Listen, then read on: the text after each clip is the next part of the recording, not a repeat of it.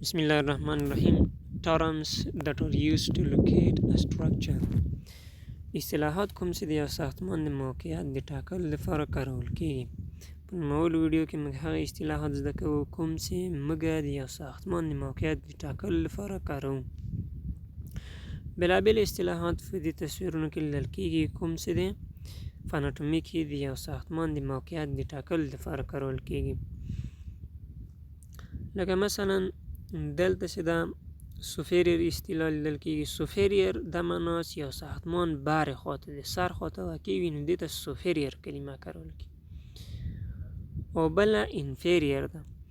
انفیریر د سوپیریر مخالف ته وایي، یعنی کله چې یو ساختمان د پښو خواته یا لاندې طرف ته نږدې دې ته بیا انفیریر کلمه کارول کیږي. بل چې دا انټیریر ده. انټیریر دا معنا چې کله یو ساختمان مخې ته واقع یعنی زموږ مخې ته واقع دې ته بیا انټیریر اصطلاح کارول کیږي.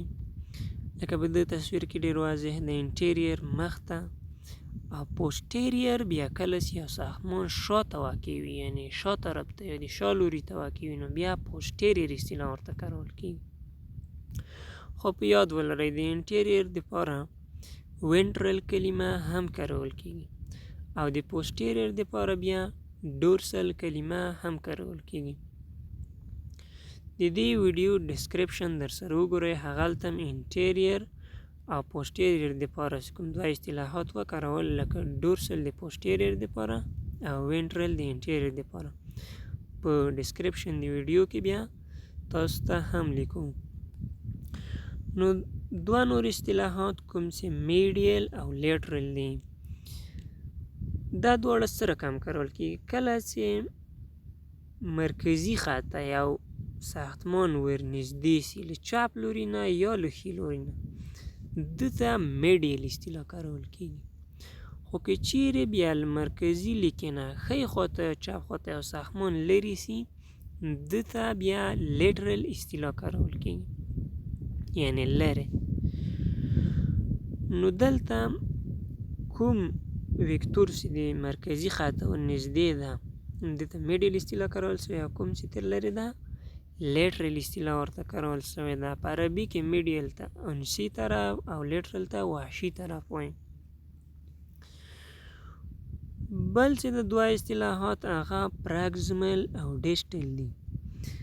پراکزیمل د دې لپاره کارول کیږي کله چې د یو ساختمان منشا ته یوه ساحه نږدې هغه ته پراکزیمل اصطلاح کارول کیږي. خو کله چې د یو ساختمان د منشا نه یوه ساحه لري د هغې لپاره ډیسټل اصطلاح کارول کیږي.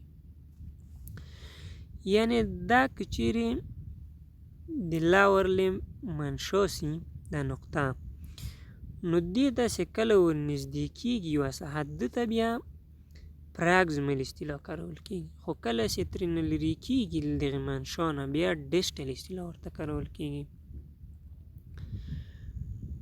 لکه مثلا په لاس کې دا موږ هم کاروای شو، لکه مثلا افر لیم کې دا منشا سوله له دې نه چې لرې کیږو ډیسټل اصطلاح، او کله چې منشا ته ورنږدې کیږو پراکزیمل اصطلاح ورته کارول کیږي. دوه نور اصطلاحات کوم چې په ویترنري کې ډېر استعمالیږي د حیواناتو په اناټومي کې، هغه یوه سیفلیک اصطلاح ده او بله چې ده کیډل اصطلاح ده. سیفلیک کله چې دماغو ته یو جسم ورنږدې کیږي سیپلیک اصطلاح ورته کارول کیږي. خو کله چې د لکۍ خواته یو جسم ورنږدې کیږي یوه ساحه ورنږدې کیږي بیا کیډل اصطلاح ورته کارول کیږي. دغه په اناټومي کې استعمال لري د حیواناتو په اناټومي کې البته، خو په انساني اناټومي کې ډېر استعمال نه لري. بیا هم د سوپیریر په ځای باندې هم سیپلیک کلمه کاروای سو او د انفیریر په ځای باندې کیډل کلمه کاروای سو، خو عموما سوپیریر او انفیریر اصطلاحګانې کارول کیږي.